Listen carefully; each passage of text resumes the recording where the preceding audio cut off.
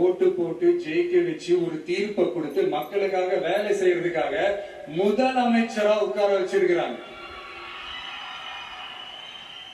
என்னமோ இன்னமும் நீங்க தான் ஆட்சியில் இருக்கிற மாதிரி விஜய் கரூருக்குலாம் போக கூடாது, விஜய் இங்க போக கூடாது, அது செய்யக்கூடாது, இது செய்யக்கூடாதுன்னு எனக்கு புரியலையே. ஆட்சியில இருக்கும் போது தான் இவ்வளவு கட்டுப்பாடு எல்லாம் போட்டீங்க, SOPs எல்லாம் போட்டீங்க, ஸ்டாலின் சார் ஆபரேட்டிங் ப்ரொசீஜர் எல்லாம் போட்டீங்க. இப்பவும் அதே பண்ணிட்டு இருந்தீங்கன்னா என்ன சார் நியாயம்? இல்ல நான் தெரியாம தான் கேக்குறேன். இன்னும் கனவுலயே இருக்கிறீங்களா? மெமரி லாஸ்ல இருக்காங்க. ரியாலிட்டிக்கு வாங்க. உங்க ஆட்சியெல்லாம் மெமரி லாஸ் சொல்லுவாங்க, மதுரை லூசுன்னு.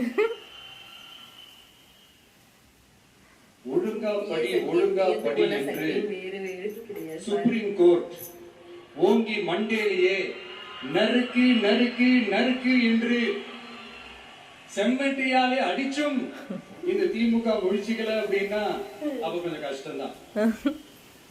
வெற்றி தோல்வி எல்லாம் அரசியல சகஜம் சார்.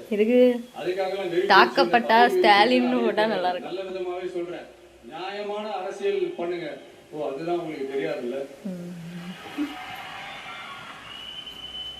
இந்த தீய சக்தி திருத்தவும் முடியாது, அவங்களா திருந்துவாங்கன்னு பார்த்தா அதுவும் முடியாது, அதுவும் நடக்க போறது இல்ல. அதனால வரப்போற இடைத்தேர்தல மக்களே இந்த தீய சக்தி திமுகவை நல்லா வெச்சி வெளுத்து விடுங்க.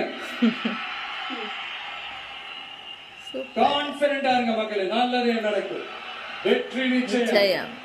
மீண்டும் சந்திக்கும் வரை நன்றி, வணக்கம்.